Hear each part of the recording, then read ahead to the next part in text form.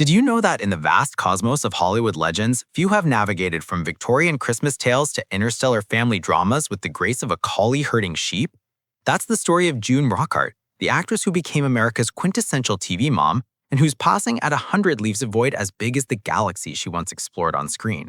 Stick around as we dive into her remarkable century of life, filled with collies, robots, and enough homespun wisdom to fill a spaceship. Plus, a dash of humor to keep things light, because let's face it, if June could handle alien threats and farm emergencies, we can chuckle through this tribute. Born on June 25, 1925, in the bustling heart of Manhattan, June Kathleen Lockhart entered the world already destined for the spotlight.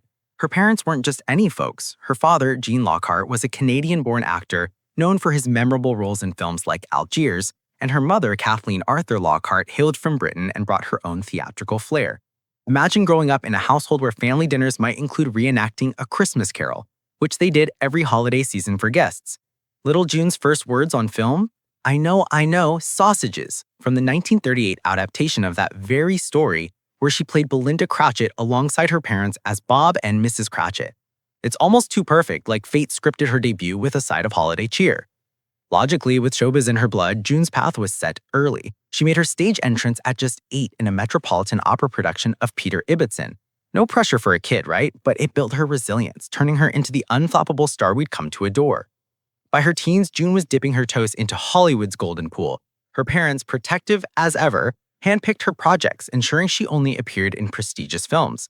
Think All This and Heaven 2 with Bette Davis in 1940, or Sergeant York alongside Gary Cooper the next year, roles that showcase her youthful charm without exploiting it. Then came Meet Me in St. Louis in 1944, where she held her own with Judy Garland and Son of Lassie in 1945, ironically foreshadowing her future as TV's ultimate dog mom. Humorously, one might say she was collared for greatness early on. These parts weren't just gigs, they were logical stepping stones, honing her skills in an era when child actors often faded fast. June, however, proved the exception, transitioning seamlessly to Broadway at 27 with For Love or Money in 1947. That performance snagged her a Tony Award for Outstanding Newcomer, and rave reviews from critics like Brooks Atkinson, who quipped she was the evening's only fresh idea and should be kept from Hollywood's clutches. Too late, she was already a dual-threat talent. The 1950s marked June's TV takeover, a medium exploding in popularity.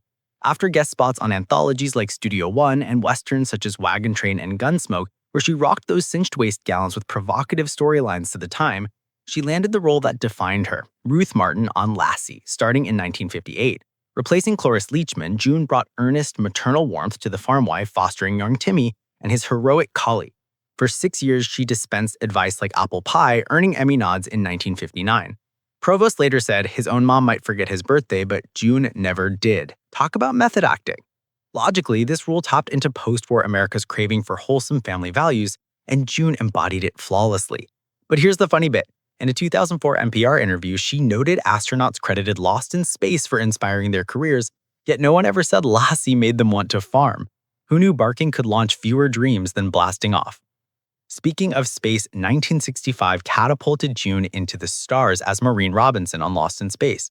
As the matriarch of a stranded family, she navigated low-budget effects, a campy villain and Dr. Zachary Smith, Jonathan Harris, and that iconic robot warning Danger Will Robinson to her on-screen son. The show, a sci-fi twist on Swiss Family Robinson, ran 3 seasons and became a cult classic in reruns. Mommy paid tribute after her death, calling her his beloved TV mom and an inspiration.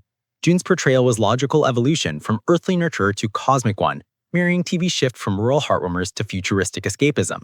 Off-screen, she was a space enthusiast honored by NASA in 2014 with the Exceptional Public Achievement Medal for promoting the agency since the 1970s, including shuttle launch attendances.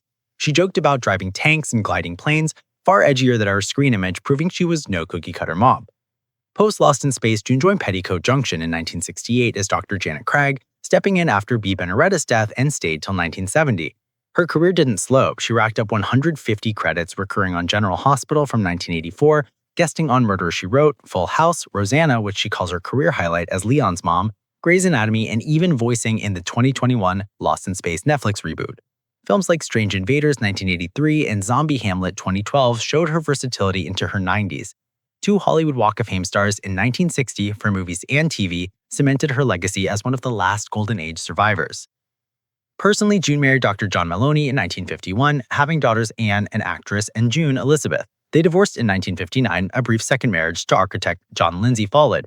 A lifelong Catholic and liberal, she met Pope John Paul II and spoke candidly about Lassie scripts penned by blacklisted writers during McCarthyism, defending them as true patriots. Her interests, rock and roll concerts, hot air balloons, and a lifetime White House press pass from Eisenhower's era. She even quizzed Truman on Oval Office life, getting a wry, like jail, response. At her passing on October 25, 2025, from natural causes in Santa Monica, tributes poured in. Bill Mummy shared heartfelt memories, while fans on X termed her from Twitter, like at Medical Ops Girl, imagined her soaring with Comet Lemon, and at Caramel Rhapsody lit virtual candles. Family spokesman Harlan Bull or Lyle Gregory in some reports confirmed details with private services and donations urged to the Actors Fund, ProPublica, and International Hearing Dog, Inc. Survivors include daughters Anne Kathleen Maloney and June Elizabeth Trolla, plus granddaughter Christiana. June's life logically illustrates Hollywood's evolution, from silent stages to streaming reboots, while her humor-infused interviews remind us she was more rock star than role model. She outlived co-stars like Guy Williams and Jonathan Harris, proving endurance in an industry that chews up talent. In a funny twist, while Lost in Space sparked space careers, her real advocacy helped NASA thrive. As one X-user noted, she was a Hollywood legend whose warmth endured. Her death at 100 feels like the end of an era, but her reruns ensure she's eternally found. For more deep dives into icons who shaped entertainment, subscribe to Inside Hollywood, where we keep the stars shining forever.